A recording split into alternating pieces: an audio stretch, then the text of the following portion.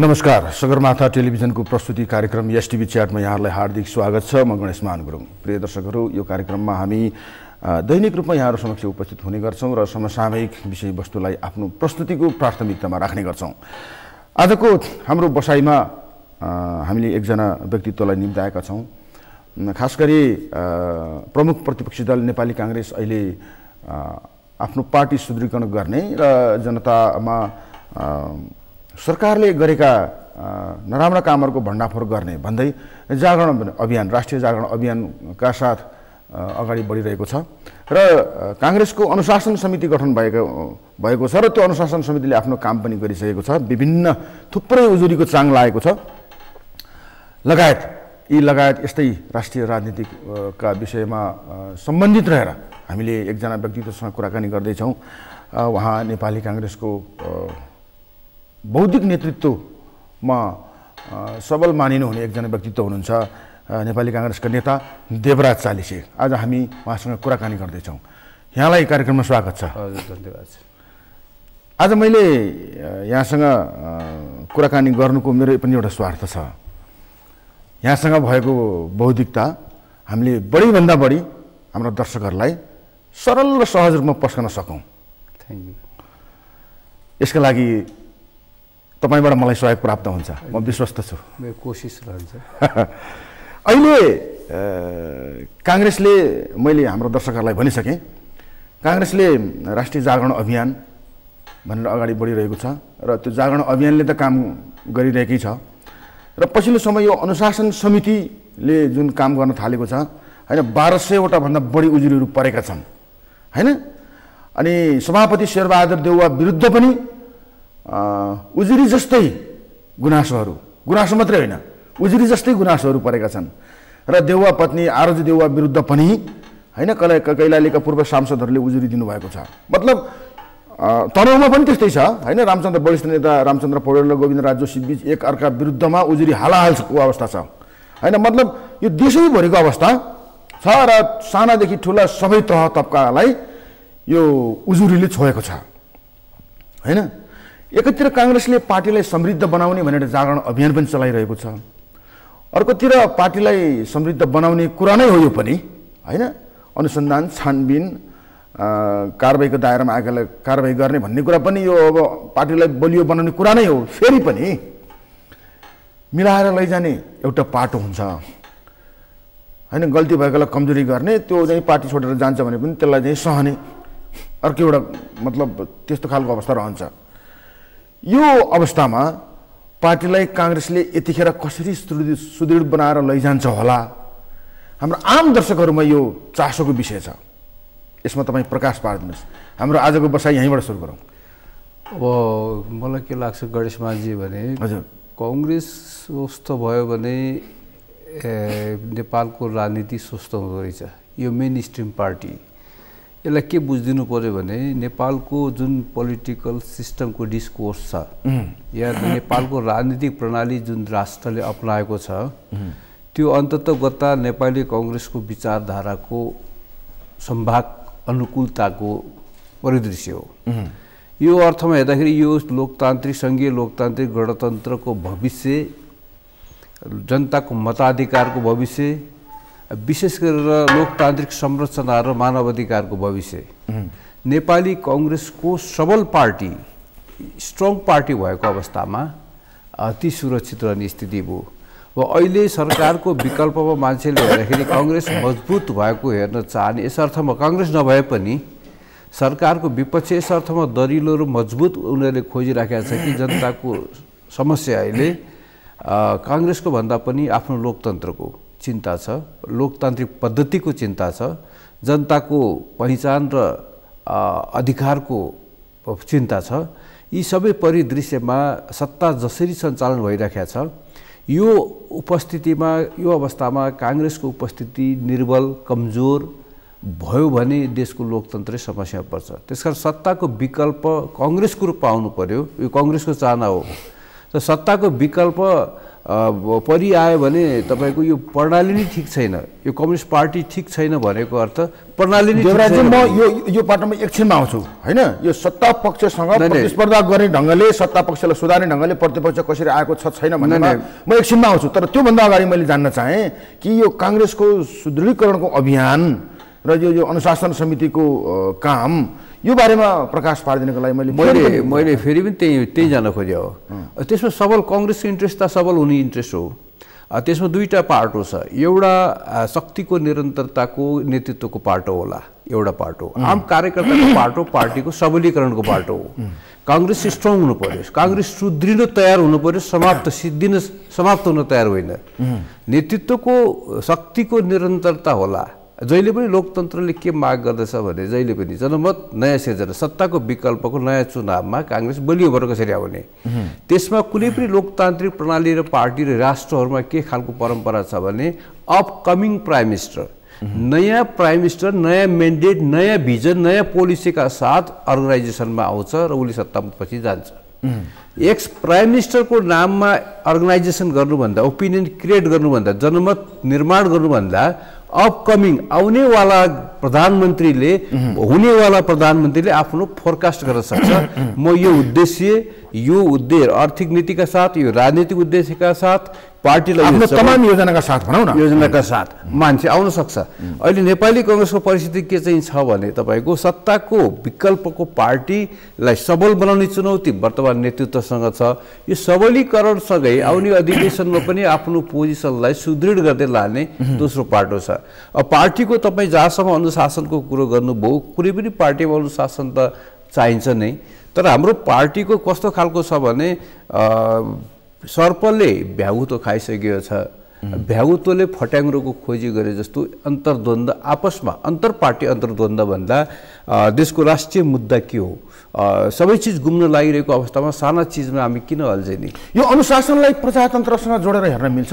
जस्तो प्रजातन्त्र भएको प्रणालीमा अनुशासन कडाइका साथ लागू हुँदैन होइन, प्रजातन्त्र लगायत भन्दा अर्कै प्रणाली भएको ठाउँमा प्रजातन्त्र कडाइका साथ। अब यस्तो यसरी भन्न सकिन्छ? तपाईँले भनेको कुरो सही हो। लोकतान्त्रिक पार्टीमा के हुन्छ भने अवसरबाट वञ्चित गरिन्छ, कारबाही हुँदैन, कारबाही गरिँदैन, तर अवसरबाट वञ्चित गरिन्छ र त्यसलाई पनि कारबाहीको रूपमा बुझे हुन्छ। तपाईँ लोकतन्त्रमा भोट हाल्नु पलाउने भनेको त्यहीबाट होला कि सायद होइन? जस्तो भोट लोकतन्त्रमा के भनिन्छ भने भोट मलाई दिएन भन्नुभन्दा पनि भोट लिन सकिन भन्ने सिद्धान्त स्थापित हुन्छ यसमा।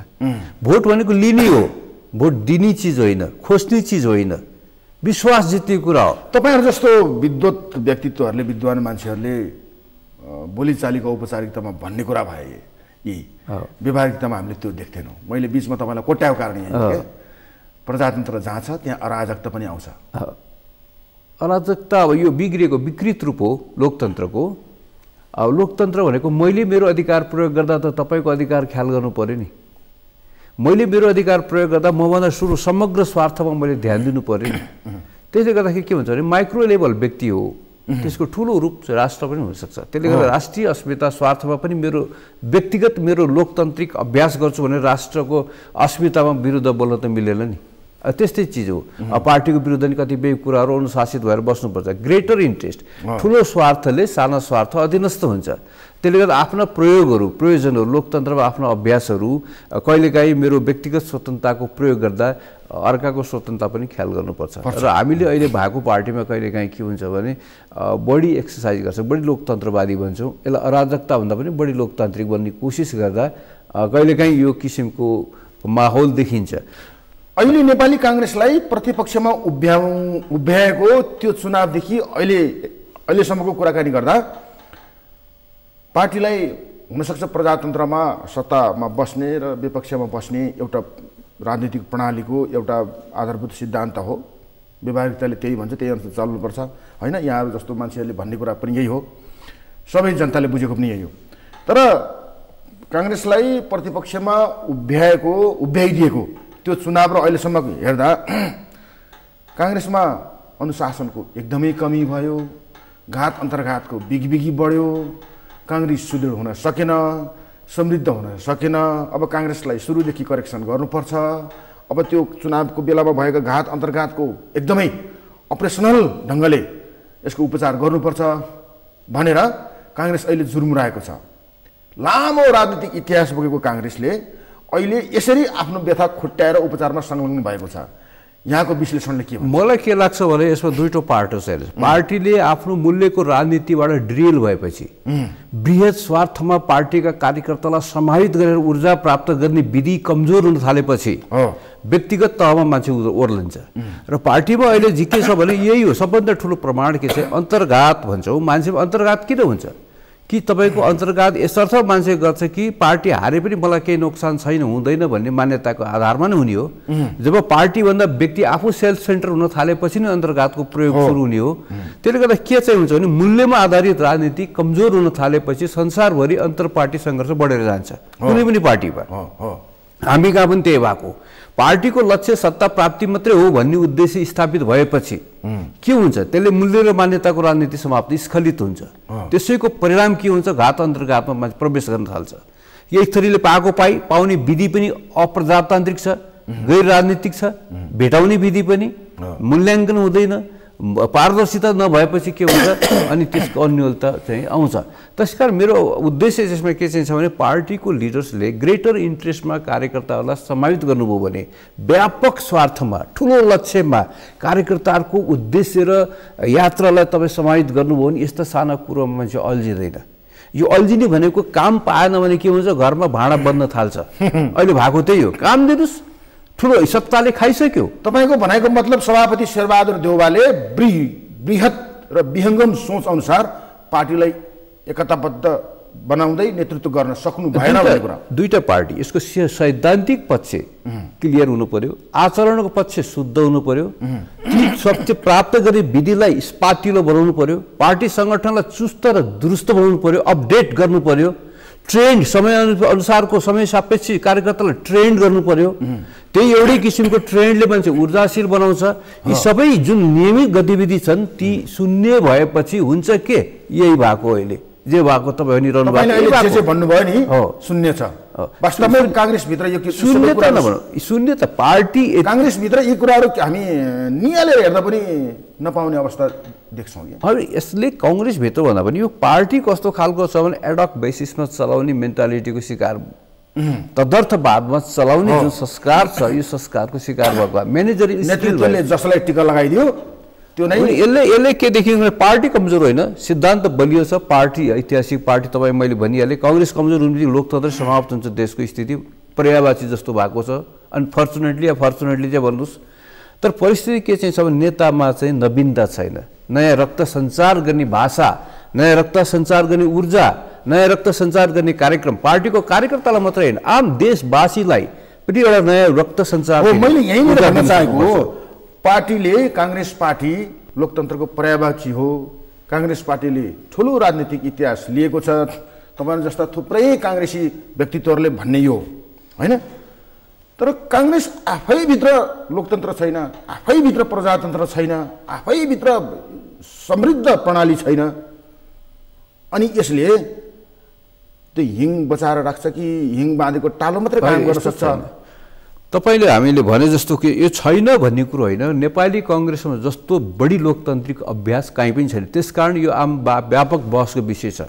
कम्युनिस्ट पार्टीको जस्तो लौह अनुशासन एउटा पार्टीको नेताको अधिनायकवादी सोचका कारणले गरिएका निर्णयमा अवरोध गर्ने या प्रतिवाद गर्ने ताकत कुनै कार्यकर्ताको छ छैन, तर काङ्ग्रेसमा छ। यही हो लोकतान्त्रिक अभ्यास। यो लोकतान्त्रिक अभ्यासलाई हामी के भन्छौँ भने काङ्ग्रेस कमजोर भयो भन्छ। मलाई लाग्छ यो अन्तर पार्टी लोकतन्त्रले यसलाई सबल बनाएको छ। हामी नेताको खुलेमा आलोचना गर्छौँ, पार्टीभित्रको कमी कमजोरी सार्वजनिक हामी बहस गर्छौँ। यही हो हाम्रो सबभन्दा राम्रो पक्ष। यस्तो खालको बहसहरू पार्टीमा भएको हामी देख्दैनौँ। किन देख्दैनौँ? लुकाएर भ्रष्टाचार पनि पार्टीको लागि, पार्टीको उद्देश्यको लागि करप्सन भन्ने खालको इन्टरप्रिटेसन व्याख्यासम्म त्यो तहसम्म त्यहाँ पार्टीका कार्यकर्ता साइलेन्ट भएर बसेका हुन्छ। पार्टीभित्र नेतृत्वले गलत गर्यो भने गलत भएको भनेर कार्यकर्ता तहबाट आवाज उठ्नुपर्छ। हाम्रो उठ्छ। कार्यकर्ताहरूले सहज ढङ्गले यसलाई हामी रोकटोक चाहिँ आलोचना गर्न पाउनुपर्छ। यही प्रक्रियाले सीमा नाग्दा अराजकता जन्मिएको भनेर बुझ्न मिल्छ? तर मलाई लाग्छ नेपाली काङ्ग्रेसको अराजकता छैन। यो अन्तर पार्टी लोकतन्त्रले यसलाई बलियो बनाएको छ। यसले के हुन्छ भने डायलेक्टिक्स द्वन्द्वमा गएको छ। हामी ठिक र बेठिकको बिस्तारै व्यक्तित्वको आधारमा परेका छायाका व्यक्तित्वको कारणले परेको जुन प्रभाव छ त्यसको छाया पार्टीमा परेको छ, त्यो बिस्तारै घट्दै संस्थागत बहसको श्रृङ्खलामा हामी प्रवेश गरेका छौँ। किनभने यस्तो खालको हामीले सूचना, यस्तो खालका कुराहरू हामीले चाहिँ बढी यो तत्कालीन सभापति गिरिजाप्रसाद कोइरालाको देहावसानपछि हामीले काङ्ग्रेसमा यस्तो बढी देख्न पाउँछौँ, सुन्न पाउँछौँ। यो मैले तपाईँलाई सुरुमै भने, अब विशेष गरेर के छ भने यो बिपी कोइराला किशुनजीको बेलामा हाम्रो भ्यालु बेस मूल्यमा आधारित राजनीति थियो। हो, सिद्धान्तले अनुप्राणित राजनीति थियो र सिद्धान्तले व्यवहारलाई निर्दिष्ट गर्थ्यो र कार्यकर्ताको व्यवहार पनि के थियो, सिद्धान्तको अनुकूल थियो। त्यसले आम कार्यकर्ता र जनतामा विश्वास थियो। बिस्तारै त्यो राजनीति के भयो, शक्तिमा केन्द्रित राजनीतिमा रूपान्तरित भयो, सत्ता प्राप्तिको राजनीतिमा रूपान्तरित भयो। सत्ताले जहिले पनि के हुन्छ भने राजनीति सिद्धान्तको भ्रष्टीकरण गर्दै लान्छ। त्यो भ्रष्टीकरणले उसको जीवन प्रणाली शैली समग्र समाजमा प्रदूषित गर्दै लान्छ। त्यसले गर्दा आम संसारभरि राजनीतिका दुईटा लाइनमा भएको द्वन्द्व हो। द्वन्द्वको परिणामको रूपमा हाम्रो काङ्ग्रेस पार्टी पनि अछुतो भएन। अहिले नेपालको कम्युनिस्ट पार्टी जस्तो लोकतन्त्रवादी पनि होइन, लौह अनुशासन भएको यो पार्टी पनि बिस्तारै काङ्ग्रेसकै बाटोमा फँसिरहेको छ। संसारको यही हो। पावर अफ पोलिटिक्समा त ओलीजी गइसक्नुभयो। उहाँ पनि तपाईँको अधिनायकवाद सर्वसत्तावादी बाटोमा गइसक्नुभयो। कहाँ गए ती कुराहरू, सबै चिजहरू?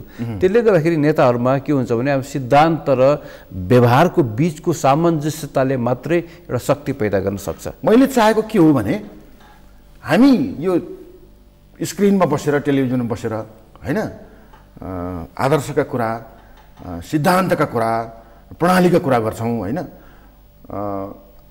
हामी दुई बिचको संवादले एउटा त्यस्तो पनि निचोड निकाल्न सघाउ पुगोस् कि यहाँले अघि नै भनिसक्नु भयो नि, नेपालको लामो राजनीतिक इतिहास बोकेको, लोकतन्त्रको पर्यायवाची बनेको नेपाली काङ्ग्रेसभित्रको यो अपरेसनल काम छ नि, अपरेसनल एक्सर्साइज भनौँ होला होइन, यो छ नि, यसले अलिकति ठिक दिशा प्राप्त गर्न सक्छ। मलाई लाग्छ तपाईँको हाम्रो पार्टीको जीवनमा सबैभन्दा ठुलो एउटा युटर्न गर्ने ठाउँ भनेको अधिवेशन हो। अधिवेशनभन्दा अगाडि पार्टीका निर्मम समीक्षा हुन्छ गतिविधिमा। अब नजिक आइसकेका छ। नेतृत्व नयाँ हुन्छ। नयाँ नेतृत्व व्यक्तिको स्वार्थमा आधारित होइन कि कार्यक्रममा मुखरित भएर पार्टीलाई 5 वर्षभित्र कहाँ पुर्याउँछु, हाम्रो एजेन्डा, पोलिटिकल एजेन्डा के हो, आर्थिक एजेन्डा के हो, तपाईँको सञ्चारका, तपाईँको स्वास्थ्यका, शिक्षाका, विकासका हरेक कुरा मोडलमा पार्टीको स्पष्ट धारणा, पर क्यापिटा इन्कम नेपालीको कति पुर्याउने, पोलिटिकल सिस्टममा हाम्रो कमिटमेन्ट के हुने, सबै कुराहरूमा आधारित भएर पोलिटिकल लिडरले आफ्नो अधिवेशनमा आफ्नो एजेन्डाहरू प्रस्तुत, उसैको आधारमा गोलबद्ध हुन्छ मान्छे र त्यसको डिस्कसनले नयाँ किसिमको लिडरसिप आउला भन्ने आशा गर्छु। अधिवेशनको कुरा गर्नुभयो, अब अधिवेशन आउँछ नि, त्यसैको पूर्वाभ्यास हो यो। अहिले तपाईँ जुन भद्रकोट अहिलेसम्म पनि सभापति शेरबहादुर देउवा नेतृत्वमा पार्टी अगाडि बढिरहँदा अहिलेसम्म पनि क्षेत्रीय स्तरमा, प्रादेशिक स्तरमा, स्थानीय स्तरमा हुनपर्ने त सङ्गठनभित्रको औपचारिक बडीहरू होइन अझै पनि अस्तव्यस्त भएको। अब यसलाई चाहिँ यो राष्ट्रिय जागरण अभियानले करेक्सन गर्छ कि भनेर अवस्था यो पनि त हो नि होइन। यसमा केही चिजहरू राष्ट्रिय जागरण भनेको यसलाई कन्स्ट्रक्टिभ इङ्गेजमेन्ट, यो सकारात्मक इङ्गेजमेन्ट हो यो। यद्यपि हाम्रो कतिपय संरचनाहरू पुरा छैनन्। जस्तो तपाईँको वडा लेभलसम्म हामी कार्यक्रममा लैजाँदैछौँ, तर वडा लेभलमा हाम्रो इकाइको मर्जै भएको छैन, प्रारूपै आएको छैन। हाम्रो क्षेत्रीय तहमा, प्रादेशिक तहमा पार्टीको संरचना बनेकै छैनन्। जबकि अब महाधिवेशन नजिक आइसकेका छ। यति बेला महाधिवेशनको सङ्घारमा आइपुग्दा यस्ता कुराहरू बारे चर्चा गर्नुपर्ने अवस्था वास्तवमा तपाईँहरूले भने जस्तो यो काङ्ग्रेस पार्टीको लागि शोभनीय। अब कतिपय कुराहरू वैधानिक जटिलताहरू हुन्छ। यो चाहेर पनि तपाईँको समय कुन समयमा गर्न सक्ने, कुनै गर्न नसक्ने भन्ने कुरो संवैधानिक जटिलता, पार्टीको पनि त विधान छ नि। वैधानिक जटिलताको कारणले कतिपय अप्ठ्याराहरू पार्टीको नेतृत्वमा परेका छ र कतिपय आलस्यताको कारणले या आफ्नो तपाईँको रणनीतिगत उद्देश्यका कारणले पनि कतिपय कुराहरू लापरवाही छोडिएको नि छ। यी दुईटै कुराको समुच्चको रूपमा यो घटनाक्रमहरू विकास भएको छ। तर यो अप्ठ्यारो मात्रै होइन होला के नेतृत्वको? दुईटै, मैले तपाईँले दुईटै भनिहालेँ। एउटा वैधानिक अप्ठ्यारा पनि छन् र एउटा वैयक्तिक अप्ठ्याराहरू पनि छन्। वैयक्तिक भनेको त्यो निजी कारणले भएको सिर्जित समस्याहरू हुन्, एउटा वैधानिक समस्या कार्यान्वयनको पक्षमा आएका जटिलताहरू हुन्। यी दुईटैको अवस्था अहिले हामी सामना गरिरहेका छौँ। र यो जागरण अभियानले के गर्छ भने कार्यकर्तालाई कमसेकम इङ्गेज, कमसेकम तपाईँको गाउँतिर फर्क, जनतासँग जोडियो र सरकार के गर्दैछ, सरकारको विरुद्धमा या सरकारले गरेको अलोकतान्त्रिक गतिविधिको विरुद्धमा जनमत निर्माण गर। किनकि सरकार के गर्दैछ भन्ने कुरो सूचना दिनु पनि एउटा कर्तव्यभित्र पर्छ। सबै मान्छे काङ्ग्रेस हुनुपर्छ भन्ने छैन। हरेक मान्छे मानवाधिकारवादी त छ नि, पहिचानवादी त छ नि, आफ्नो समृद्धि र सुखको खोजी त हरेक व्यक्तिले गर्छ नि। तर सरकार जुन अभिभावक हो सरकार, यो कुन बाटोमा जाँदैछ भन्ने कुरो यसलाई सूचना जनताको बिचमा लानुपर्ने कि अपोजिसन पार्टीको कर्तव्य होइन? त्यही कर्तव्य पुरा गर्ने क्रममा पनि हामी छौँ अहिले। त्यही क्रममा पार्टी पनि सबल बनाऊ र जनतालाई पनि सुसूचित गर, लोकतान्त्रिक जनमत निर्माण गर्दै जाने पद्धति यी दुइटै एकसाथ लिएर गएको यो अहिलेको प्रोग्राम हो। यो प्रोग्रामलाई एक सारांशमा भन्यो भने सकारात्मक, यसलाई इङ्ग्लिसमा कन्स्ट्रक्टिभ इङ्गेजमेन्ट भनौँ न, यो काममा हामी जाँदैछौँ। तपाईँ काङ्ग्रेस पार्टीको एउटा शुद्ध नेताको रूपमा भनिदिनुहोस् है। हजुर, काङ्ग्रेस पार्टीभित्र थुप्रै गुटहरू छन्, त्यो तपाईँलाई पनि थाहा छ, मलाई पनि थाहा छ, हाम्रो दर्शकहरूलाई पनि थाहा छ। कुनै गुटतिर सभापति देउवा, रामचन्द्र पौडेल, कृष्ण सिटौला लगायत कहीँ कतै पनि आबद्धता नभइकन बताइदिनुहोस्। अब महाधिवेशन नजिक आउँदैछ, त्यो महाधिवेशनबाट चुनिने नेतृत्व अहिलेको जस्तै अर्को महाधिवेशनको सङ्घारमा पुग्ने बेलासम्म अस्तव्यस्त बनाइरहने नेतृत्वको पक्षपोषण गर्न तपाईँहरू जस्ता मान्छेहरू लाग्नुपर्छ या अहिलेकै नेतृत्वलाई निरन्तर दिनुपर्छ? यो तपाईँले कुरो एकदम महत्त्वपूर्ण कुरो क्वेसन गरिरहनु भएको छ। किनभने देवराज चालिसीले भनेको टेलिभिजनमा बोलेको कुरा आम दर्शकले सुन्ने किन? हो, देवराज चालिसीले केही न केही त बोलिदिनु पर्यो नि। आफूलाई काङ्ग्रेस पार्टीको जिम्मेवार नेता हुँ भन्ने अनि आवश्यक पर्दा नबोल्ने, त्यो पनि त प्रश्न आउँछ नि दर्शकहरूको। भनिदिनुहोस्, अब यो काङ्ग्रेसलाई अर्को महाधिवेशनपछि यस्तै लतार्दै लैजाने तरिकाको नेतृत्व हुने हो कि यही नेतृत्वलाई निरन्तर दिने हो? मलाई के लाग्छ गणेशजी भने तपाईँको गुटको अन्त्य संसारमा काहीँ पनि हुँदैन। यो नेचुरल कुरा हो, प्राकृतिक कुरो के हुन्छ, द्वन्द्व व्यवस्थापन त गर्नु म भन्छु। जस्तो ओपिनियन फरक फरक हुन्छ, यो प्राकृतिक कुरा हो र त्यो चाहिँ वैयक्तिक र गैर राजनीतिक हुनु हुँदैन भन्ने हाम्रो भनाइ हो। अहिले भएको त्यही हो। र द्वन्द्व त नेचुरल कुरा हो, त हुन्छ। तर त्यसलाई मैले अघि नै सुरु भने व्यक्तिगत स्वार्थको आधारमा होइन कि भ्यालुमा, कार्यक्रममा आधारित, मान्यताका आधारमा, कार्यक्रममा आधारित ग्रुप बनेर त्यो ग्रुपको बिचको डिस्कसन हुनुको नराम्रो कुरा होइन। त्यसले डायलेक्टिक्स, त्यो द्वन्द्वले नयाँ किसिमको सेन्थिटी संवाद निर्माण गर्छ। डायलग भयो त एक्सन पनि देखियो, अर्को किसिमको आउँछ। र तपाईँको अहिले भन्नुभएको कुरो म के विश्वास गर्छु भने एउटा व्यक्तिलाई केन्द्रीय सदस्य 10 जना आफ्नो पक्षका सभासद बनाउनु भन्दा शक्ति व्यक्तिमा भन्दा सिद्धान्तमा शक्ति कार्यक्रममा छ भन्ने कुरो नेता बुझ्नु पर्यो। नेताले पनि 5 जना मान्छे मेरो पछाडि लगाउनु भन्दा 5 वटा नवीन कार्य गरेर 5 लाख मान्छे निर्माण गर्ने पो हो नेताको काम त। नेताले पनि आफ्नो शक्तिको पुनर्मूल्याङ्कन गर्नु पर्यो। म कहाँ डिपेन्ड छु भन्ने कुरो पोलिसीमा जानु पर्यो, व्यक्तिमा जानु भएन। र तपाईँले भन्नुभयो जस्तै नयाँ किसिम जुन आउने अधिवेशन छ, यो अधिवेशनले हाम्रो क्लासिकल लिडरसिप चेन्ज गर्छ। यसमा तपाईँ ढुक्क हुनुहोस्। कोही नेताको मलाई लाग्छ सक्षम छ नेता आउँछ, सक्षम छैन विश्रामको राजनीति बाध्यात्मक छ। व्यक्ति रोज्ने कि पार्टी रोज्ने, व्यक्ति आफूलाई रोज्ने कि भविष्य रोज्ने, आफूलाई रोज्ने कि जेनेरेसन रोज्ने, यो चुनौतीमा काङ्ग्रेस कार्यकर्ता छन् अहिले। त्यो व्यक्तिको अनुहार हेर्ने कि पार्टीको अनुहार हेर्ने, यसमा लाखौँ मान्छेले रगत पसिना जीवन व्यतीत गरेको जीवनलाई हेर्ने कि एउटा व्यक्तिको स्वार्थलाई हेर्ने, एउटा मान्छेलाई मन्त्री बनाउनुतिर लाग्ने कि देशै तपाईँको जनताको सुखको लागि खोजी गर्ने। मैले यही बिचमा यहाँलाई स्मरण गराउन चाहे, यहाँ लगायत नेपाली काङ्ग्रेसभित्रका थुप्रै दिग्गज र बौद्धिक व्यक्तित्वहरूसँग मैले भलाकुसारी गर्ने मौका पाएको छु होइन। उहाँहरूसँग तपाईँको जस्तै उहाँहरूसँगको संवादमा कुरा सुन्दा आनन्द लाग्छ है। हजुर, तर काङ्ग्रेसको पार्टीको राजनीतिक गतिविधि हेर्दा त्यो आनन्द तत्काल गुम्छ। अवस्था यो छ। अब हामीले भन्दा किताबका पानामा छाप्दा राम्रो देखिने पाटो एउटा रह्यो। तपाईँले अहिले भर्खरै भन्नुभयो जस्तै यी कुराहरू काङ्ग्रेसको आम राजनीतिक जीवनमा देखिने, व्यवहारिकतामा देखिने कुरा कतिको सम्भव कतिको असम्भव, यसका लागि तपाईँहरू जस्ता मान्छेहरूको जोडबल कतिको, प्रश्न यहाँनिर हो क्या। अब यस्तो हुन्छ, यसमा तपाईँ दुईवटा हुन्छ। जस्तो मेरो विचारमा चाहिँ कार्यकर्ताहरूमा आश र त्रास, एउटा आशा एउटा डर, यी दुईटाले मान्छे गाइडेड भइन्जेलसम्म यो चाहिँ के हुन्छ, ढिलो हुन्छ। तपाईँले भने जस्तो सुधार ढिलो हुन्छ। आशा क्षमता छैन आशा राख्ने, बढी आशा राखेपछि के भयो, चाकडीमा गयो, गैर लोकतान्त्रिक विधिमा गयो। त्रास भनेको के, सक्षम हुन्छ तपाईँ, क्षमतावान हुनुहुन्छ, तर तपाईँलाई त्रास हुन्छ कि भोलि मेरो क्षमता हुँदाहुँदै, म सक्षम हुँदाहुँदै पनि नेताको अवसर पाइन्छ कि पाइन्न, कोपभाजन कुदृष्टिमा परिन्छ कि नेताको, यो त्रास भयो। यो त्रास र आशले पार्टीको कार्यकर्ताहरूको सबल पक्षलाई, आम कार्यकर्तामा यति सक्षम छन् मान्छेहरू, त्यसको सबलतालाई चाहिँ तपाईँको कहिलेकाहीँ धुमिल बनाएको स्थिति हो। एकदम एक्ज्याक्ट कुरा हो। त्यसले त्योभन्दा मुक्त भएको परिस्थितिले तपाईँले हामीले जुन सुधारको माग गर्दैछौँ त्यो चाँडो प्राप्ति हुन्छ। त्यो आश र त्रासले तपाईँको मान्छेलाई समाहित गरेसम्म त्यो ढिलो हुन्छ। एकचोटि कि आफू सुध्रने हो, आफू नसुध्रने मान्छेलाई समयले फ्याँकिदिन्छ। अब हामी आफू बदलिने हो कि समयको फ्याँकिने इन्तजार गर्ने हो। अब त्यो चुनौती त कार्यकर्तालाई पनि छ। विवेकको ढोका खोल्ने हो कि विवेक प्रयोग गर्ने हो, त्यो चुनौती हामीलाई पनि छ। अब अर्कालाई देखाएर हामी पनि दोषबाट मुक्त हुन सक्दैनौँ, नेतालाई देखाएर कार्यकर्ताहरू पनि मुक्त हुन सक्छ, किनकि भोटर हो नि। एउटा कुरा यहाँलाई ज्ञात गराउन चाहेँ, जस्तो हामीले राजनीतिकै विषयमा अन्तर्राष्ट्रिय राजनीतिमा का बारेमा अलिकति घोत्लिने हो भने त्यहाँ राजनीति व्यावसायिक हुँदैन। एउटा मान्छे प्रधानमन्त्री हुन्छ, उसले आफ्नो कार्यकाल पुरा गर्छ, त्यहाँबाट निस्केपछि उसको आफ्नो नियमित काम के थियो पहिला त्यो उतैतिर लाग्छ।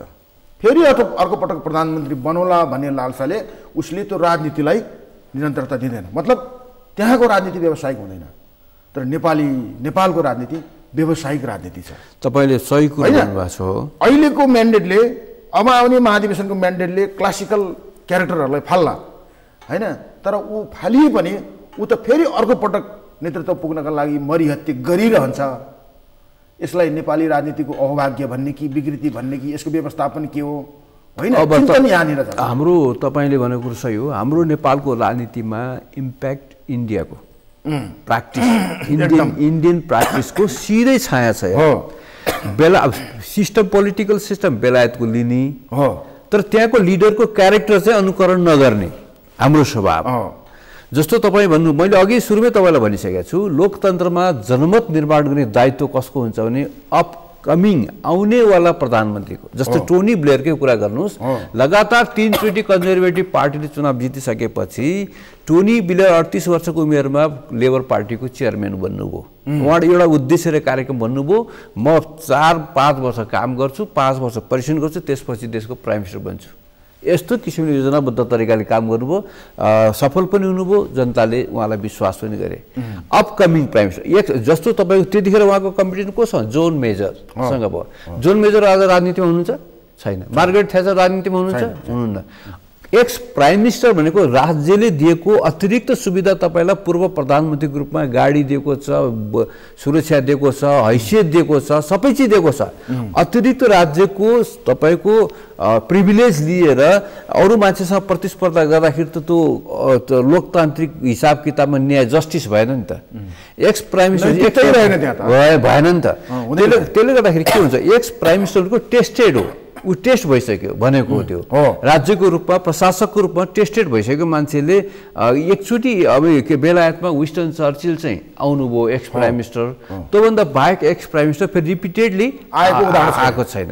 तर नेपालमा कस्तो छ भने पूर्व प्रधानमन्त्रीको एकदम यति धेरै छ कि डल्लै धेरै।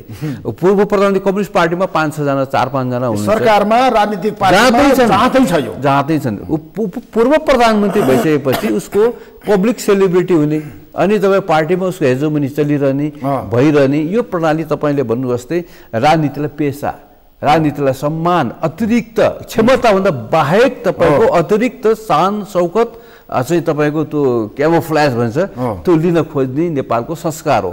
एक अर्थ भन्यो भने यो गणतन्त्र आए पनि मान्छेको व्यवहार र संस्कारमा गणतन्त्र नआएको प्रमाण हो यो।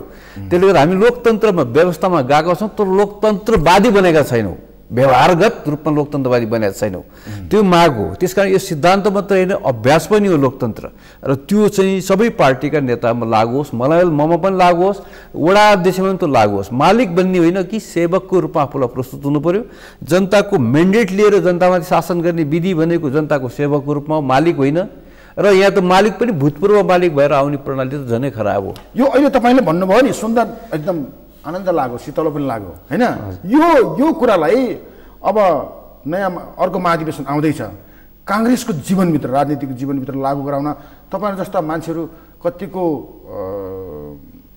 सक्रियता त तपाईँहरू हुँदै हुनुहुन्छ नै, कतिको सफल बन्नु होला? अथवा मैले दुईटा बाटो भने तपाईँ, यदि हामी अथवा ती के अरे भनिन्छ नि हरेक ठाउँमा भनिन्छ नि लोभी पापीहरूको हालिमुहाली छ, त्यसो भएको हुनाले हाम्रो कुरा सुनवाई नहोला, त्यस्तो अवस्थामा पो हुनुहुन्छ कि अवस्था के हो, कुन अवस्थामा हुनुहुन्छ? मलाई लाग्छ सबभन्दा मुख्य कुरो यो कुरा, जसरी हामी सरकार विरोधी जनमत निर्माण गर्दैछौँ, सरकारको सर्वसत्तावाद, सरकारका भ्रष्टाचार ल अलोकतान्त्रिक कदमका विरुद्ध जसरी हामी जनमत सिर्जना गर्दैछौँ, पार्टीमा पनि हाम्रो अव्यवस्थापनका विरुद्धमा, अकौशलताको विरुद्धमा पनि हामीले जनमत पार्टीभित्र पनि निर्माण गर्नुपर्छ। यो चुनौती हामी सरकारको विरोध गर्नु जति महत्त्वपूर्ण छ, पार्टीको जीवनलाई समृद्ध बनाउनु त्यति नै महत्त्वपूर्ण छ। त्यसले गर्दा अधिवेशन चाहिँ हाम्रो आन्तरिक पार्टीको जीवनको सुदृढीकरणको बाटो हो। अहिले राष्ट्रकै जीवनको चुनौती पहिलो चुनौती छ, राष्ट्रै खतरामा छ, लोकतान्त्रिक प्रणाली नै खतरामा भएको अवस्थामा पार्टी सेकेन्ड हुन्छ। मैले अहिले भनिहालेँ पार्टी यो साथसाथै लाने एउटा दायित्व हो, तर अहिले देशको लोकतन्त्रै सङ्कटमा परेको अवस्थामा पार्टी ठुलो कि देश ठुलो, यो चुनौती अहिले स्वाभाविक रूपमा देश ठुलो भनेपछि अहिले हामी जनजागरणको अभियानमा देश ठुलो मान्यता राखेर हामी जनमत निर्माण गर्छौँ र त्यही क्रममा पार्टी पनि सबल बनाउँदै जाने दुईटा एकसाथ जाँदैछौँ। र अधिवेशनको पूर्व सन्ध्यामा भएको अवस्थामा हामीले आफूलाई नबदलिने हो भने जनताले हामीलाई पनि बदलिदिन्छन्। कि आफू सुध्रिनु पर्यो कि छोड्नु पर्यो। अब हिजो अर्कालाई दोष देखाएर उम्किने ठाउँ थियो, भोलि हामी आफै दोषी हुन्छौँ। त्यसले गर्दाखेरि पार्टीको रूपान्तरण परिवर्तनमा जो मान्छे मताधिकार प्रयोग गर्छ महाधिवेशनमा त्यो पनि दोषी हुन्छ। होइन, यो मिठो बोली, यो देवराज चालिसेको मिठो शब्द अहिले व्यक्त भयो जस्तो पार्टीको आम राजनीतिक जीवनमा आउँछ, लागू हुन कतिको नजिक, कतिको तर मलाई लाग्छ टाढा, कतिको असहज के हो? ग्रास रुटमा तपाईँ हेर्नुभयो भने जसरी अहिले प्रतिक्रियाहरू आइराखेका छ, हाम्रो पार्टीको यही हो विशेषता। यो दुबो जस्तो नेताले जन्माएको पार्टी होइन, यो आफै सिर्जित छ। कतिपय घटनाक्रममा नेता नपुगेको ठाउँ पनि काङ्ग्रेस मजबुत भएर बसेको छ। जनता र कार्यकर्ताले बचाएको यो पार्टी भएको कारणले गर्दा यो फ्याक्ट कुरा हो। बचाएको पार्टी भएको कारणले गर्दाखेरि के हुन्छ भने डराउँदैनन् हाम्रो मान्छेहरू, कार्यकर्ताहरू, हाम्रो साथीहरू, जनताहरू डराउँदैन, निर्भीकतापूर्वक बोल्छन् नेताको अगाडि, स्पष्ट बोल्छन्। अरू पार्टी जस्तो चुप्प लाएर बस्दैन। यो तपाईँको उसको कम्युनिस्ट पार्टीमा उसको क्रुश्चेभको एउटा कथा छ नि, पार्टीको कन्भेन्सनमा तपाईँको एउटा लेटर लेख्दाखेरि समेत तपाईँको विरोध गर्न सकिने स्थिति भएन, बोल्न र परिचय दिन सक्ने स्थिति भएन। उहाँले भन्नुभयो स्टालिनको पालामा क्रुश्चेभको त्यही हालत थियो, एउटै पोलिट ब्युरोका सदस्य पनि फरक मत राख्न गाह्रो हुन्थ्यो, डर हुन्थ्यो। त्यो अवस्था त काङ्ग्रेसको छैन नि, खुल्ला पारदर्शी रूपमा हामी बोल्छौँ नि। त्यसले गर्दाखेरि सुधारको पाटो प्राकृतिक बाटो, जतिसुकै बागमती माथि फोहोर भए पनि अलि पर गइसकेपछि प्राकृतिक रूपमा उसले आफूलाई प्रशोधन गर्न सक्ने क्षमता राख्छ। समय यस्तो बलवान हुन्छ, गतिशील हुन्छ, त्यसले विकृत परिस्थिति पनि समयको अन्तरालमा बिस्तारै परिष्कृत हुँदै जान्छ। तपाईँले भन्नुभए अनुसार नै पार्टीलाई अब समृद्ध बनाउन पर्ने कुरामा अहिले पार्टीभित्र एउटा नयाँ काम सुरु भएको छ। अनुशासन समितिले होइन घात अन्तर्घातका बारेका उजुरीहरू लिन थालेको छ। त्यो मेजर होइन, त्यो मलाई के लाग्छ भने पार्टीलाई समृद्ध बनाउन त त्यसरी भन्नुभन्दा न, पार्टीलाई समृद्ध बनाउनको लागि त आरोप लागेका, अभियोग लागेकाहरूलाई होइन त्यो नीतिगत रूपमा, संस्थागत रूपमा कारबाही होइन। तपाईँले के हुनुपर्ने हो, त्यो हुन जरुरी हो कि होइन? मैले अघि तपाईँलाई सुरुमै भने जस्तो म पनि उम्मेदवार थिएँ, मेरो विरुद्धमा पनि कतिपय साथीहरूको खुलेआम थियो गतिविधि थियो। जस्तो मैले कसैको विरुद्ध उजुरी हालिनँ। मैले किन, म आफै उदाहरण छु, मैले शब्द व्यवहारमा मैले प्रमाणित गरेको छु कि मलाई खुलेआम विरोध गर्नेहरूको पनि मैले उजुरी हालेको छैन। मैले किन उजुरी हालिनँ भनेपछि यो तरिकाले गरेर केही काम छैन। जो मान्छे पार्टीको खिलाफमा जान्छ नोटिसमा लिने, त्यसलाई अर्कोचोटि अवसर नदिने। लोकतन्त्रमा निष्कासन पनि हुँदैन, कारवाही हुँदैन, बहिष्कारको राजनीति। लोकतन्त्रवादी भन्ने तपाईँ कारवाही गर्छु भन्ने यो के जङ्गी शासन हो? तपाईँले मत लिन सक्नु, म पार्टी कार्यकर्ता बन्दिनँ भने मान्छेहरू के अरे अधिकार छैन, म निष्क्रिय बस्छु भन्ने अधिकार त छ त। तपाईँ उसलाई मोटिभेसन पो गर्ने हो त, उसलाई सक्रिय पो गयो। तपाईँको आफू असक्षम हुने, अर्कालाई दोष दिएर हिँड्नु त मिल्दैन। त्यसले कारवाही समस्याको समाधान होइन। म तपाईँलाई फेरि भन्छु, कारवाही थ्रेट हो। प्रधानमन्त्रीको जस्तो एकाधिक, यो मलाई किन लाग्छ, प्रधानमन्त्री के भन्नुभयो अस्ति, हिजो साढे 3 दिन अगाडि उहाँले के भन्नुभयो, उहाँको मातहतमा तपाईँको के छ हेर्नुहोस् त, सम्पत्ति शुद्धिकरण छ, यो छ, सबै संवैधानिक निकायहरू उहाँको मातहतमा छ। कार्यकारिणीको अधीनस्थ त्यसरी राख्नु मिल्छ? राख्नु मिल्छ? उहाँले के गर्न खोजेको, उहाँले अस्ति सार्वजनिक रूपमा बोल्नु, पार्टी गभर्मेन्टले रेकी गरेका मान्छेहरू सरकारको विरुद्ध लागेका छन्, तिनलाई म रेकी गर्दैछु। प्रधानमन्त्री त्यसरी अधिनायकवादी सोच राख्न मिल्छ? लोकतन्त्रवादी बोल्नु पर्यो, अपोजिसन प्रेसमा हरेक हेर्नुहोस् त उहाँको त्यस्तै किसिम, यो के भने थ्रेट, कारवाही भन्ने कुरो थ्रेट गरे। जस्तो तपाईँ अनुशासन भन्नाले अब यो अनुशासन समितिले यो गर्ने हैसियत राख्दैन। दुईटा काम गर्नु पर्यो। यो अनुशासन समितिले गर्ने कारवाही बायस्ड हुनु भएन, उजुरी पनि बायस्ड, कारवाही पनि बायस्ड, किनकि यो कमिटी गठन प्रक्रिया विवादास्पद भएको थियो, निष्पक्षताको पहिलेदेखि शङ्काको घेरामा छ। यो मैले सुरुदेखि भन्दैछु, सिनियर जो मान्छे हुनु पर्यो त्यस्तो खालको देखिएन भन्ने कुरो गुनासो छ। र जुन शैलीबाट आरोपहरू आइरहेको छ त्यस्तो किसिममा इङ्गेज हुनु हुँदैन पार्टी, त्यसले झन् स्खलित गर्छ, झन् कमजोर गराउँछ हामीलाई। ठुलो इस्युमा जानु पर्यो, यो प्रधानमन्त्रीको शैलीमा जानु हुँदैन। र पार्टी कब्जा गर्नलाई, पार्टी भोलि अधिवेशनमा जित्नलाई आफू असहमत राख्ने साथीहरूलाई ठेगा लाउँछु भनेर यसको अधिकार दुरुपयोग गर्ने होइन। भनेपछि अहिले काङ्ग्रेसभित्र गठन भएको अनुशासन समितिको पनि निष्पक्षताको पनि त कुरा होला नि त, उजुरीको कुरा पनि त तपाईँको वकिलहरू त त्यहाँ बहस होला नि, एक पक्ष डिसिसन त गर्न पाइएन। त्यसले गर्दा जस्तै भर्खरै भन्नु पार्टी सभापति विरुद्ध उजुरी छ, पार्टी सभापतिको पत्नीका विरुद्ध उजुरी छ, भर्खर भन्नुभयो कोही नेता उजुरी विहीन कोही पनि छैन जस्तो देखिने स्थिति भनेपछि यो तरिका होइन, यो अराजकता। तपाईँले भने तपाईँले एउटा महत्त्वपूर्ण कुरा भन्नुभयो कि तपाईँ पनि कास्कीबाट चुनाव लड्नुभयो र तपाईँको विरुद्धमा पनि थुप्रै थियो, तर मैले हालिनँ, कसैलाई अन्तर्गत भए, तर तपाईँले उजुरी हाल्नु भयो, कसैलाई पनि हालिनँ मैले। तपाईँ अहिले पनि विश्वस्त हुनुहुन्छ कि लोकतन्त्र र प्रजातन्त्रमा, लोकतन्त्रमा, खास गरी लोकतन्त्रमा मान्छेलाई कारबाही गर्ने? मलाई विश्वास छैन। भन्दा पनि कन्भिन्स गर्नुपर्छ, मन जित्नु पर्यो। अहिलेका मान्छेहरू कन्भिन्स हुने अवस्थाका छन्, हुनु पर्यो नि त। मैले तपाईँले सुरुमै भनेको छु कि अघि मैले सुरुमै एउटा उदाहरण दिइसकेँ, सर्पले भ्यागुतो खाइसक्यो, भ्यागुतोले फटाङ्ग्रो खोज्दै हिँड्ने हो, कम्युनिस्टले देशै खाइसक्यो, लोकतन्त्र खाइसक्यो, काङ्ग्रेसले तपाईँको त्यसले भोट हाले घर झगडा गरेर बस्ने, यो के अर्थ छ यसको? देश समग्र काङ्ग्रेस मात्रै होइन, कम्युनिस्टभन्दा बाहेकका सबै शक्ति एकै ठाउँ उभिनुपर्ने खाँचो भइसकेको छ अहिले। एकै ठाउँमा उभिएर देशको रक्षा गर्नुपर्ने, पद्धतिको रक्षा गर्नुपर्ने यो बेलामा यो पार्टीभित्र यो के रडाको मचाउने, यो अनर्थको काम हो। यसले केही अर्थ राख्दैन, यसले केही फाइदा पनि गर्दैन। त्यसले गर्दा यस्ता कुराहरू हिजोको मितिसम्म पार्टीभित्र 1200 भन्दा बढी उजुरी परिसकेका छन्। यसको कुनै अर्थ छैन, यसको मतलब छैन नि, यो अर्थ राख्छ, तर बेला कुन हो, सुधारको बेला कुन हो? युद्धको बेलामा तपाईँ युद्धको बेलामा जाँदै हुनुहुन्छ, अंशबन्धको कुरा गर्ने, अंशबन्ध त भोलि पनि तपाईँको निरूपण गर्न सक्नुहुन्छ, गर्न सकिन्छ नि। इन्जस्टिस भएको होला घरभित्र, त्यो मिलाउन सक्नुहुन्छ। यो त घरै सिद्धिलो लगाइसक्यो, घर त बचाउनुहोस् पहिला, घर बचेर तपाईँ त्यो बाँकी कुरो दोस्रो कुरोमा तपाईँ जान सक्नुहुन्छ। सरकारले तपाईँको यो खालको देशको अब यति बेला काङ्ग्रेस नेतृत्वले गर्नुपर्ने कुरा चाहिँ के हो? मैले अघि सुरुमा भनिसकेँ, काङ्ग्रेस नेतृत्व सबैभन्दा मुख्य कुरो के छ भने ट्रान्सफर्मेसन हो।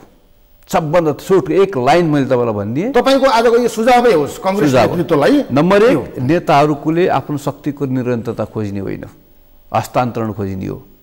कसरी व्यवहारिक र भरपर्दो सुरक्षित अवतरण गर्न सकिन्छ, नेतृत्व हस्तान्तरण गर्न सकिन्छ, अबको पुस्ता नेता पुरानो पुस्ताले सोच्ने त्यो हो। नम्बर 1 तपाईँले भन्नुभएको नम्बर 1 को कुरा हस्तान्तरण सुन्दै यति मिठो लाग्छ कि जबकि व्यवहारमा यो लगभग कुनै पनि काङ्ग्रेसीजनले कल्पना समेत गर्न सक्दैन। सम्भव छ, या तपाईँको स्वैच्छिक गर्ने कि बाध्यात्मक हुने, त्यो रोजाइ नेताहरूको एक।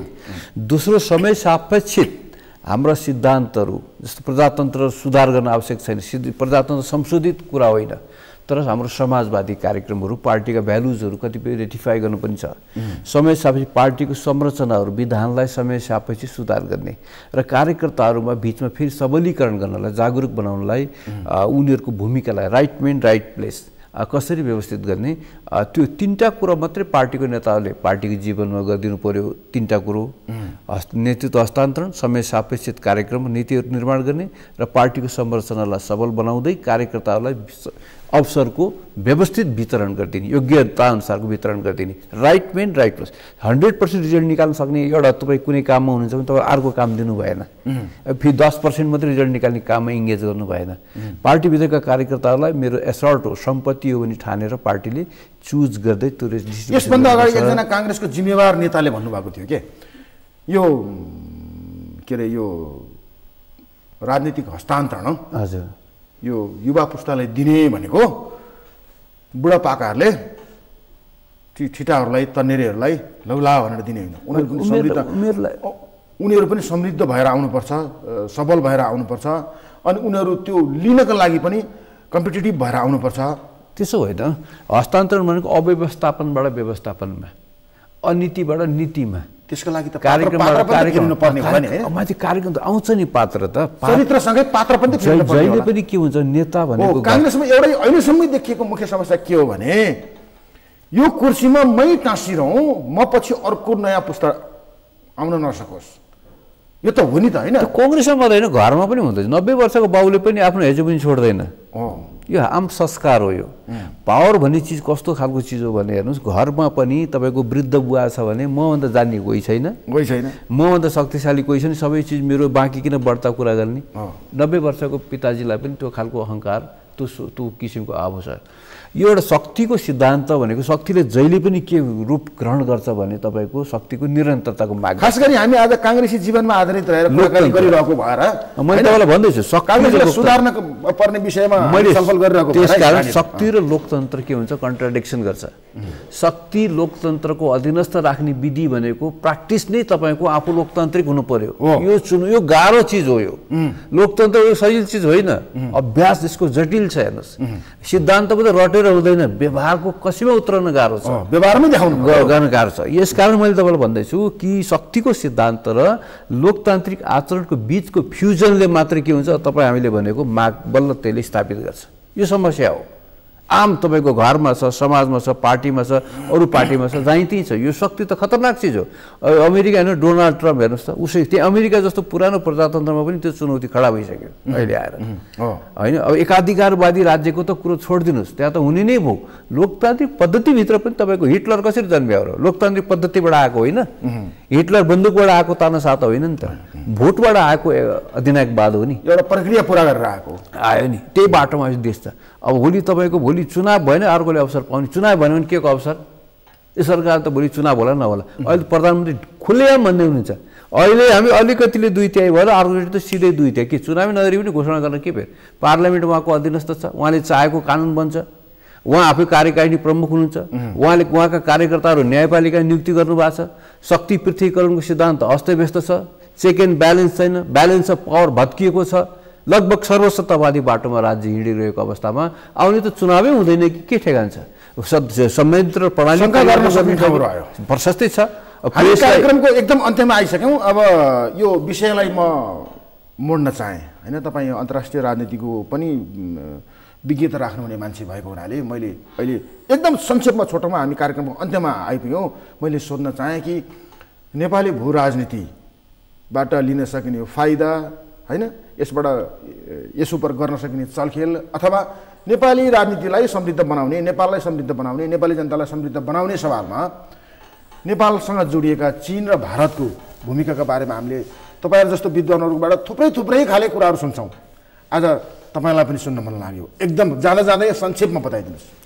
अब कस्तो छ भने नेपालको तपाईँको इन्डियासँगको सबभन्दा ठुलो largest partner, business partner, open border. लगभग बोर्डर हाम्रो कति छ भने 1758 किलोमिटर छ इन्डियासँग बोर्डर, ओपन बोर्डर छ। 1414 किलोमिटर चाइनासँग हाम्रो बोर्डर, ओपन बोर्डर छ। ओपन छैन, क्लोज बोर्डर, तर बोर्डर जोडिएको छ। अब हाम्रो second partner, business partner China, first ठुलो तपाईँको पार्टनर चाहिँ इन्डिया छ। यी दुईटाको बिच, इन्डिया र चाइनाको बिचको पनि इनब्यालेन्स स्थिति छ। जस्तो तपाईँको इन्डियाको र चाइनाको भन्दा इन्डियाको जिडिपी धेरै कमजोर छ, अलिक सानो छ, लगभग तपाईँको कति अलिक सानै कमजोर मानिन्छ त्यसलाई। त्यस्तै तपाईँको उसको 1/3 भन्दा कम छ उसको डिफेन्स बजेट इन्डियाको। इन्डिया र चाइनाको रिलेसनमा नेपाल चेपुवामा नपरोस्, यो सबभन्दा मेजर कुरा। हामीले इन्डिया र चाइनालाई कन्स्ट्रक्टिभ इङ्गेजमेन्ट गर्नुपर्ने ठाउँमा हामी आफै के छौँ भने तपाईँको फेरो समात्ने राजनीतिमा प्रवेश गर्दैछौँ। अहिले समस्या नेपालको घरेलु राजनीतिमा मधेसको केही पार्टीहरूले इन्डियालाई छिराए जस्तै नेपाल कम्युनिस्ट पार्टीले चाइनालाई भित्र छिराइदिएछ, नेपालको आन्तरिक राजनीतिमा फसाउँदैछ। 62-63 पछि चाइनिज पोलिसी एसर्टिभ पोलिसीको रूपमा आइसक्यो नेपालको भित्र, खतरनाक एउटा स्थिति, चाइनालाई पनि नोक्सान छ यो। नेपाल चीनको बारेमा क्लियर छ, एउटा एक राष्ट्र तपाईँको अनेक राजनीतिक प्रणाली जस्तो तपाईँको हामी त्यसलाई मान्यता दिएका छौँ र मित्र राष्ट्रको विरुद्धमा हाम्रो भूमि कसैलाई प्रयोग गर्न दिँदैनौँ। त्यसमा हामी प्रतिबद्ध छौँ चीनका सन्दर्भमा। चीन आफू पनि समस्यामा छ, तिब्बत छ, पश्चिम चीनको समस्या छ, ताइवान समस्या छ, उसको आफ्नो समस्याहरू छन्। जस्तो अमेरिकासँग कम्पिटिसन छ, उसको सार्क आसियनका आफ्नै जटिलताहरू छन् चीनका, होइन, त्यो आफ्नोमा छ। यो परिदृश्यमा इन्डिया र चीनको राइभलहरू प्रतिस्पर्धामा नेपाल चाहिँ चेपुमा पर्यो। विशेष गरेर आर्थिक पाटोहरूमा अहिले ओबिआर पछिका पाटोहरूमा कता नेपाल चाहिँ डेप्थ डिप्लोमेसीमा ऋणको कूटनीतिमा झाकिने त्यो होइन, कतिपय घटनाक्रमहरूमा त्यो देखिएको छ। नेपालको आन्तरिक राजनीति हाम्रो आर्थिक प्रतिष्ठानहरूमा विशेष गरेर बुढी गण्डकी जस्ता मेगा राजनीतिक रणनीतिक महत्त्वका आयोजनाहरूमा जसरी तपाईँको ठुला देशको इङ्गेजमेन्ट छ त्यसले हाम्रो राजनीतिलाई तपाईँको के गरेछ बिगारिदिएको छ। त्यसबाट आएका पैसाले घरेलु राजनीतिमा प्रयोग भएको छ। हाम्रा कतिपय रिलेसनहरू ओपन छैनन्, छात्रवृत्तिहरू पारदर्शी छैनन्, मन लागेका मान्छे हजारौँ मान्छेलाई टिपी लगेर आफ्नो एजेन्टहरू बनाउँदै निर्माण गर्ने काममा पनि कतिपय घटनाक्रम विकास हुँदै गएको देखिएको छ। र पोलिटिकल्ली तपाईँको के छ भने ती देशहरूमा राजनीतिक दलका कार्यकर्ता बोलाउँदै ट्रेनिङ दिँदै पठाउँदै गर्ने विधिले राष्ट्रको दुई राष्ट्रको बिचको राष्ट्र बिचको सम्बन्धलाई खलल पुर्याउँछ। यो पार्टीको रूपमा गयो जस्तो गरेर राष्ट्र बिचको सम्बन्ध र पार्टी बिचको सम्बन्ध फरक कुरा हो। यो कुरो चाहिँ ख्याल गरिदिनुपर्छ। चीनमा चाहिँ कम्युनिस्ट पार्टी होला, तर तपाईँको कुनै समय त चीनको कम्युनिस्ट पार्टीले चीनले त भियतनामको पनि त फेस गरे हो नि। त्यस कारण नेपालको कम्युनिस्ट पार्टी चिनिया कम्युनिस्ट पार्टी फरक कुरा हो, धेरै फरक। यो त छेपारो हो, नेपालको कम्युनिस्ट पार्टी त छेपारो रङ नाम र शब्द मिल्यो भन्दैमा सबै कुरो मिल्दैन। यो छेपारो छ। जस्तो तपाईँ इन्डियाको बारेमा नेपालको सन्दर्भमा कस्तो छ भने इन्डिया एन्टी इन्डियन गभर्मेन्ट नेपालमा चाहन्छ, किनकि नेपाली जनमत एन्टी इन्डियन छ प्राय। एन्टी इन्डियन गभर्मेन्टले प्रो इन्डियन काम गरोस् भन्ने चाहन्छ इन्डिया। यो अहिले ओली सरकारको अनुकूलतामा छ, होइन, एन्टी इन्डियन कुरा गर्ने तर प्रो इन्डियन काम गर्ने शैलीमा यो छ। उसको चीनतिरको पनि तपाईँको पारदर्शी स्पष्ट त्यो देखिया छैन। नेताहरूको जुन किसिमको अपारदर्शी सम्बन्ध र भ्रमण र कतिपय घटनाक्रमले पनि त्यसलाई अलिकति शङ्काको बादल मोडारिएको छ। हाम्रो मित्र राष्ट्र चीन र मित्र राष्ट्र भारतको बिचको सन्तुलित सम्बन्धले नै हामीले बढीभन्दा बढी फाइदा लिने हो।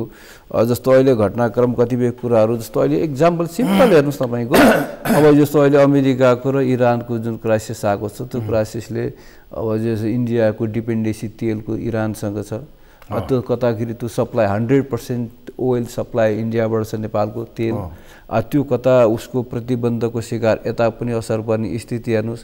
जस्तो तपाईँको अस्ति हामी देख्यौँ अब हाम्रो अहिले भर्खरै हालसालै राष्ट्रपतिजीले जुन सम्झौता गरेर आउनुभएको छ, जस्तो यो तपाईँ पारवन र उसको खुला सिमाना छ त्यान्जिनबाट ल्याउने चाइनाको बाटो केरुङ हुँदै ल्याउने भनी छ। 3200-3300 किलोमिटर टाढाको ठाउँ छ। यसको विकल्पमा त्यो कति पारदर्शी हुन्छ, तिब्बततिर सामान पठाउनु पऱ्यो भने यतातिरबाट इन्डियन ओसियनतिरबाट पठाउने प्रयोग छ अहिलेसम्म। उताबाट यताबाट सस्तो पर्छ भन्छन्, होइन। यस्ता व्यवहारिक जटिलताहरू दुई देशको बिचको हेर्नुपर्छ। र हाम्रो आर्थिक उपलब्धिलाई रेल हो कि पानी जहाज हो कि अरू उत्पादनका क्षेत्रमा हो कि के हो, त्यसलाई चाहिँ राष्ट्रिय हित प्रधान पहिलो शर्त, पार्टी त होइन कि राष्ट्रिय हित प्रधान हुनु पर्यो। र नेपाल र इन्डियाकै चीनको बिचको सम्बन्ध सबैभन्दा राम्रो सम्बन्ध 1960 मा भएको बिपी कोइरालाको पालामा। जस्तो चीन एक्लिएको अवस्थामा राष्ट्रसङ्घमा पहिलो मान्यता दिलाउन प्लेड गर्ने क्रममा मतदान गर्ने प्रक्रियामा त पहिलो उसको शुभचिन्तक राष्ट्र त नेपाल हो नि। 1960 बीपी कोइरालाको प्रधानमन्त्री कालमा कोरियासँगको, चीनसँगको, जापानदेखि इजरायलसँगको संसारले अस्वीकार गरेको अवस्थामा पनि नेपाल सानो राष्ट्रले न्यायको पक्षमा उभिएर ती राष्ट्रसँग जुन सम्बन्ध कायम गरेको थियो त्यो लामो श्रृङ्खला लामो समयसम्म काम गर्यो नि त्यसले। म सरकार उत्ताउलो हुनु हुँदैन के, सरकारले राष्ट्र पार्टीभन्दा माथि उठेर देशहरूसँग सम्बन्ध गर्नु पर्यो। घरेलु राजनीतिमा मित्र राष्ट्रलाई इङ्गेज गर्ने होइन, यो काम अहिले सरकार गर्दैछ। केन्द्रबिन्दुमा मुलुकलाई राख्नु पर्यो, केन्द्रबिन्दु मुलुकलाई राख्नु पर्यो। र मित्र राष्ट्रले पनि के हुन्छ भने सानो खुद्रा खाद्री चिजमा हात हाल्छ। यहाँसँगको हाम्रो संवादमा हामीले धेरै कुरा पस्कने प्रयत्न गऱ्यौँ। हामीले सोचे जस्तो होइन, मैले तपाईँलाई अनुरोध गरे जस्तो, तपाईँले प्रतिबद्धता जनाउनु भए जस्तो दर्शकहरूलाई हामी कति कुरा दिन सक्यौँ सकेनौँ, यो दर्शकहरूको टिप्पणी आउने नै छ। यो समय र संवादका लागि यहाँलाई धन्यवाद। धन्यवाद मेरो विषयवस्तु। प्रिय दर्शकहरू, आज थियौँ हामी नेपाली काङ्ग्रेसका नेता देवराज चालिसेसँगको बसाइमा। आजको हाम्रो बसाइ यहीँ टुङ्गिन्छ। हामीलाई हेरिदिनु भएकोमा यहाँहरूलाई धेरै धेरै धन्यवाद। सगरमाथा टेलिभिजन हेर्दै गर्नुहोला। नमस्कार।